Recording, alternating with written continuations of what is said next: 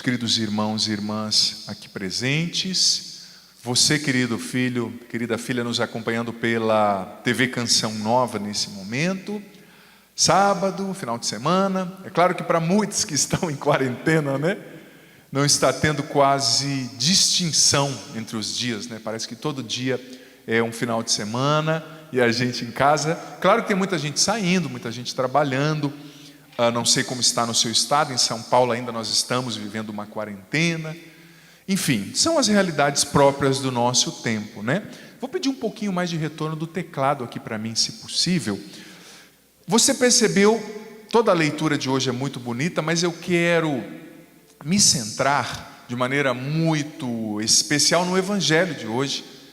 O Evangelho de João, parece que muitas vezes no Evangelho de João Jesus é repetitivo, né? Ele vai dizendo, eu estou no Pai, o Pai está em mim, eu estou no Pai, o Pai está em mim, quem me vê, que vê o Pai. Mas tudo isso é uma maneira do Senhor, de João aliás, apresentar aquilo que de fato Jesus deseja que fique massificado, registrado no nosso coração. E o versículo 8 do Evangelho começa com um pedido de Filipe, um dos apóstolos de Jesus. Jesus está dizendo, olha, eu vou para o Pai, mas quem me vê, vê o Pai. Eu estou revelando o que o Pai quer, as minhas obras são as obras do Pai. E no versículo 8, Filipe pergunta, pede, mostra-nos o Pai, Senhor. Mostra-nos o Pai e isso nos basta. E Jesus ao mesmo tempo dá uma puxadinha de orelha ali em Filipe, fala, mas Filipe, eu estou com vocês há tanto tempo, você ainda não me conhece. E quando ele usa o verbo conhecer, no sentido bíblico, o verbo conhecer denota entrar na realidade do outro, perceber o outro, conhecer o outro em profundidade. Fazia 3 anos que Jesus dia e noite estava com Filipe, falando, ensinando, mostrando os seus sinais, os milagres. Mas Filipe, você ainda não me conhece? E Jesus diz, quem me vê, vê o Pai. Mas Filipe estava como que cego, a sua percepção, o olhar da sua alma, a sua mente não conseguia perceber que Deus estava caminhando do lado dele todos os dias, que Deus o estava ensinando, que Deus estava falando com ele todos os dias. E na vida da gente, filho, filha, às vezes também é assim.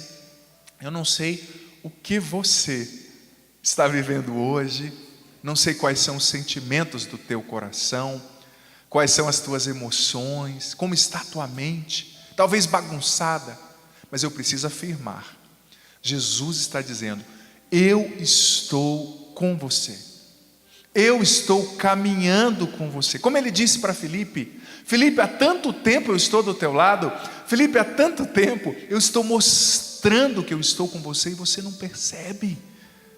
Às vezes, filho, filha, as situações que a gente enfrenta, elas nos tornam cegos para perceber a presença de Jesus caminhando conosco, como aqueles discípulos de Emaús. Jesus caminhou muito ao lado deles e eles não perceberam que Deus, o Deus ressuscitado, caminhava com eles, estava ali para os fortalecer, para os levantar, para os animar. E eu digo para você, infelizmente na nossa vida, muitas vezes, por causa das circunstâncias que a gente enfrenta externamente, problema, pandemia, crise, e por causa da forma como as coisas acontecem dentro de nós, é a emoção agitada, é o pensamento, o medo, é a perturbação, como eu dizia na missa aqui ontem ao meio-dia, tudo isso vai nos impedindo de perceber que Jesus está com a gente. Mas filho, filha, Jesus está dizendo para você agora, eu estou do teu lado, eu caminho contigo, não se desespere, não perca a fé, não perca o ânimo, deixa eu organizar o seu interior, talvez bagunçado, diz o Senhor, deixa eu colocar minha mão na tua mente agitada e tirar esse estresse, essa agitação. O que hoje tem me impedido, te impedido, nos impedido de perceber Jesus, como Filipe não conseguiu perceber no Evangelho de hoje. Talvez eu e você também estejamos impossibilitados por causa da agitação interior de perceber Jesus. E aí a gente começa a cobrar sinais de Deus. Eu costumo dizer que tem gente que é viciado em sinal como quem é viciado numa droga. Jesus já mostrou que está junto, Jesus já curou, Jesus já falou, já deu uma palavra, a pessoa, mostra mais, fala mais. Ele já falou, calma. Para de ficar exigindo sinais. Confia no que Deus prometeu, Ele é fiel para cumprir, Ele está com você. Enfim, fechando esse primeiro parêntese dessa primeira realidade que o Evangelho nos apresenta, o Evangelho de hoje é muito rico, profundo, vasto, mas uma outra realidade, filha, me chamou a atenção. Versículo 11b. No Evangelho de João, Jesus fala muito das obras, porque o Evangelho de João foi o último a ser escrito. João foi o último apóstolo que morreu, não é? Na Ásia Menor, por volta do ano 100. E quando João e a comunidade de João ali escreveram esse evangelho, já existia um embate muito grande acontecendo entre os cristãos, eram chamados na época a seita dos nazarenos, né? E os judeus que estavam perseguindo demais os cristãos. Então a gente percebe que Jesus, no Evangelho de João, está falando muito contra os judeus e para os judeus. E para os judeus era muito importante as obras. Que obra você faz para dizer que você pode perdoar pecados? Eles perguntaram muitas vezes no Evangelho a Jesus, sobretudo no Evangelho de João. Que obras você faz para que a gente creia em você? Então Jesus está falando de obras aqui. E no versículo 11b ele está dizendo, olha, se vocês não acreditam na minha palavra, acreditem pelo menos nas obras que eu estou fazendo, porque contra fatos não há argumentos. Vocês não gostam de mim? Vocês não gostam do meu jeito de falar? Vocês não gostam do meu sotaque porque eu vim de uma região pobre do país? Vocês não gostam de mim porque vocês têm preconceito porque eu não estudei na escola X, a escola de Gamaliel?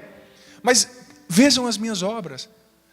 Gente, nesse versículo 11b, através disso que Jesus atesta, Ele está nos revelando um caminho fantástico para que a gente viva com sabedoria. Ou seja, como São João Paulo II disse na Redemptoris Missio, uma das suas primeiras encíclicas, São João Paulo II disse, o mundo está cansado de mestres, o mundo tem sede de testemunhas.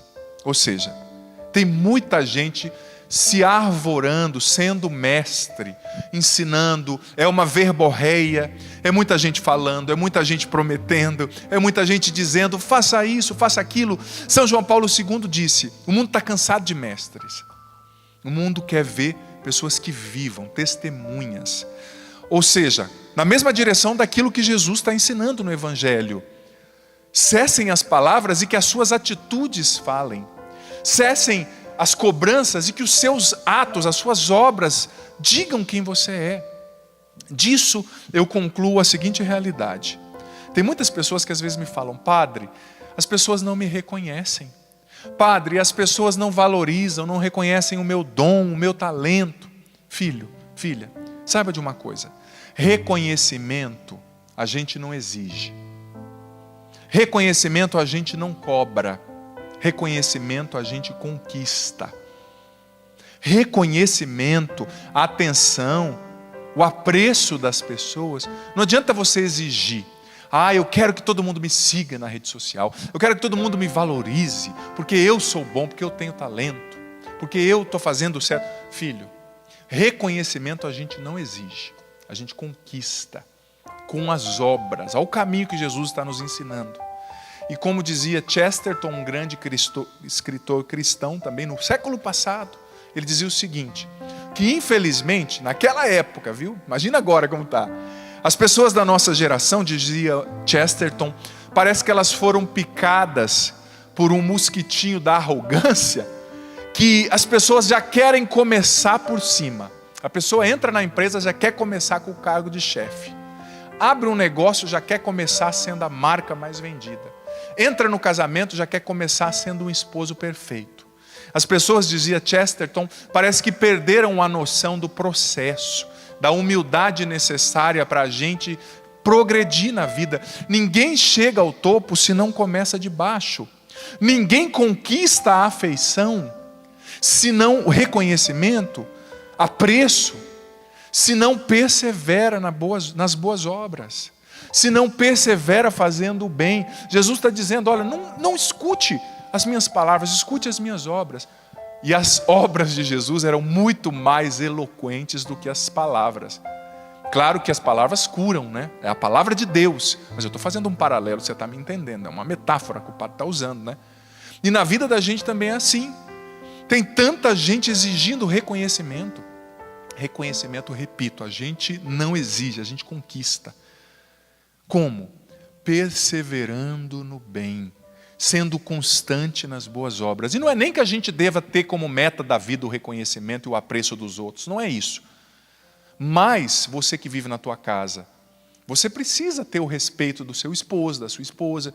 É importante, a gente precisa se sentir amado, é uma necessidade humana. É claro que com um amor profundo só Deus vai nos amar, mas quantas pessoas infelizes porque não conseguem se sentir amadas, respeitadas ou não se dão ao respeito, né? É a obra da gente que tem que falar. A gente tem que falar menos e agir mais, agir com amor, sabe? A gente tem que fazer as obras de Jesus na nossa vida. E qual é a obra de Jesus? O amor, o respeito, a autodoação, a entrega de si por amor. Tem gente que acha que seguir Jesus, tem gente que aprende a Bíblia só para brigar com os outros. Tem gente que aprende a liturgia só para querer ensinar o padre, está errado. Olha, que você aprenda a liturgia para você amar mais a Deus e celebrar melhor o mistério da salvação na Eucaristia. E não para mostrar para os outros que você sabe brigar com os padres e humilhar os outros. Está tudo errado se for assim. É preciso fazer a obra de Jesus. A obra de Jesus. E olha só, a gente precisa entender que não é assim, eu fiz uma boa obra hoje, eu tenho que ter todo o reconhecimento do mundo, o apreço, as pessoas têm que valorizar. Não, é preciso ter constância no bem. Continue fazendo certo, do jeito certo, que vai dar certo. A perseverança no bem gera milagres. A constância no seguimento de Jesus gera milagres. A constância nas boas obras gera milagres. Santo Tomás de Aquino, parafraseando Aristóteles, dizia que a virtude são bons hábitos repetidos.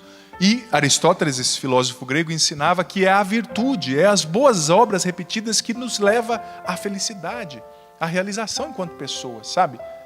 Então, a gente precisa entender, como dizia Madre Teresa também, que um simples sorriso é capaz de transformar uma vida. A gente precisa testemunhar o bem, a gente precisa falar menos e amar mais. Gente, nesse tempo de polarização, é tanta gente brigando na internet por causa de política. É tanta gente brigando na internet porque, olha, eu faço essa experiência, a pessoa nem lê o texto que o outro escreveu e já começa a detonar. Nem lê o livro do outro e já começa a criticar. A gente está criticando demais. Tem gente que acha que ser inteligente é criticar. Mas ser inteligente de verdade é amar em primeiro lugar. E entender as pessoas. Reproduzir a obra de Jesus. E a provocação de Jesus nesse evangelho continua. Eu gosto dessa palavra provocação, porque Jesus está dizendo, se vocês me imitarem, e se vocês acreditarem em mim, vocês vão sim fazer as minhas obras, e vocês vão fazer obras maiores que as minhas. E depois, nos versículos 13 e 14, Jesus está falando da importância da oração. Tudo que vocês pedirem ao Pai em meu nome, eu vou dar. E depois ele repete no último versículo 14. Peçam ao Pai em meu nome, porque eu quero atender. Gente, se Jesus está pedindo para você pedir, é porque Ele quer dar, é porque Ele pode dar. O que você precisa pedir a Deus hoje? Jesus, Ele pode te dar. É claro, a gente tem que pedir coisas boas, segundo a vontade de Deus, para a glória de Deus, que não venha prejudicar os outros, né? Não adianta pedir para Deus, para aquela pessoa que você não gosta ser prejudicada, que não vai acontecer, né? Mas peça. Gente, em Lucas no capítulo 18, Jesus deu um dos exemplos de toda a Bíblia que eu acho, me perdoe Jesus, mais estranhos do mundo e cômicos até. Fala, mas como é que Jesus ensina uma coisa dessa? Em Lucas capítulo 18, do 1 ao 8 até o 9 mais ou menos, ele dá aquela parábola, ensina aquela parábola da viúva, a viúva impertinente. Imagina o que é uma viúva impertinente na sua cabeça. Ele contou a parábola que essa viúva, ela tinha sido lesada em um processo jurídico e existia um juiz na cidade dela que era ruim, era mau, não fazia justiça para ninguém. Ele era um homem de péssima categoria, sem caráter. Mas essa viúva impertinente ficou na cabeça do juiz. Me faz justiça, me faz justiça, me faz justiça, me faz justiça. E Jesus disse em Lucas 18 que uma hora o juiz cansou. Falou, quer saber de uma coisa? Eu vou fazer justiça para essa mulher para ela me deixar em paz. Jesus deu esse exemplo para mostrar como eu e você devemos, me perdoe o termo, importunar Deus. Ser impertinente diante de Deus. Jesus está pedindo para você pedir. Jesus está pedindo para você, peça para mim o que você precisa. E em outra passagem do Evangelho de João, Jesus mesmo está dizendo, peça em meu nome, eu quero te dar, para que a tua alegria seja completa. O que você precisa hoje? Em que situação, filho, filha, você precisa da intervenção de Deus? Eu desafio você. Se você pedir com fé, no nome de Jesus, eu tenho certeza que se isso for bom, Jesus vai intervir nisso hoje, agora. Você que não consegue se libertar dessa depressão, você que tem essa situação difícil financeira para resolver, você que tem esse medo que não sai do teu coração, esse problema com seu filho na droga, esse marido difícil, você sofrendo pela solidão, você sozinha dentro de casa, você com esse pensamento de morte, eu desafio você. Clama agora, importune a Deus, porque Ele quer, Ele pode e Ele vai te atender, se isso for da vontade dEle, se for o melhor. E olha, veja bem, a oração é um processo. Às vezes você pede hoje e fala, mas não aconteceu. Filho, quando você pediu hoje, sabe aquela fileira de dominó que você derruba um, vai derrubando o outro, caem todos os dominós enfileirados? É isso, você está rezando hoje, você derrubou o primeiro dominó. Deixa Deus fazer a obra, você está startando o milagre agora, a graça, a cura, o caminho novo, através da sua oração. Você está começando o processo, derrubando o primeiro dominó, pedindo, Jesus age. E Ele vai agir, Ele está falando para você ser impertinente, como essa viúva chata, me perdoe a palavra, mas ela conseguiu o que ela queria. E Jesus está dando esse exemplo para dizer o jeito que a gente tem que abordar Deus. Seja chato na oração, me perdoe a sinceridade e o termo. Seja impertinente, inoportuno na oração.